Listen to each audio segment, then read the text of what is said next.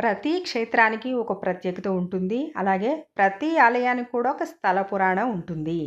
అక్కడ కొలువైన దేవుడు, దేవత చూపే మహిమలు మన మనసుల్ని కదిలిస్తాయి, కట్టి పడేస్తాయి కూడా.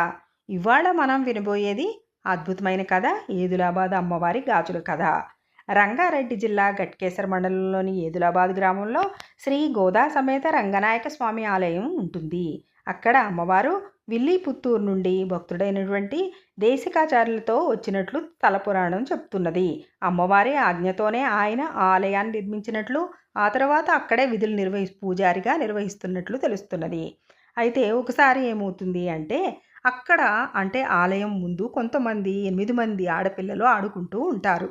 అయితే ఒకరోజు మట్టి గాజులు అమ్మే వ్యక్తి అటుగా వస్తే ఆ పిల్లలకి గాజులు వేసుకోవాలని కోరిక కలిగి గుడిలోకి వెళ్ళి దేశికాచార్యులని అడుగుతారు, మాకు గాజులు వేయించమని.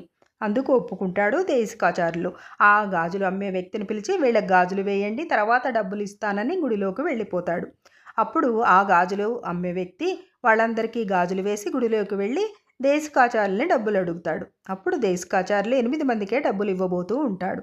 అప్పుడు మట్టి గాజులు అమ్మే వ్యక్తి, కాదు నేను 9 మందికి వేశాను అని చెప్తాడు. ఆశ్చర్యపడ్డ దేశికాచార్యులు అక్కడ పిల్లల్ని పిలిచి అడుగుతాడు. లేదు, మేము 8 మంది అని వాళ్ళు చెప్తారు. అప్పుడు దేశికాచార్యులు, మరి 9 మంది అంటున్నావు కదా, 9వ అమ్మాయి ఎక్కడికి వెళ్ళింది అని. అప్పుడు అతను చెప్తాడు, ఈ గుడిలోకే వెళ్ళింది అని.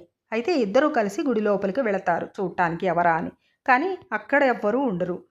అప్పుడు దేశికాచార్యులు యథాలాపంగా ఆ విగ్రహం వైపు చూస్తే అమ్మవారి చేతికి గాజులు ఉంటాయి. అవి కూడా గాజులు అమ్మే వ్యక్తి వేసినవే. అంతే, ఆ 9వ అమ్మాయే అమ్మవారు అని వాళ్ళిద్దరికీ అర్థమవుతుంది. అప్పుడు గాజులు అమ్మే వ్యక్తి చాలా ఆనందంతో పొర్లి పొర్లి ఏడుస్తాడు. సాక్షాత్తు అమ్మవారి చేతికే నేను గాజులు తొడిగానా, ఆ భాగ్యం నాకు కలిగిందా అని భావించి చాలా సంతోషపడతాడు.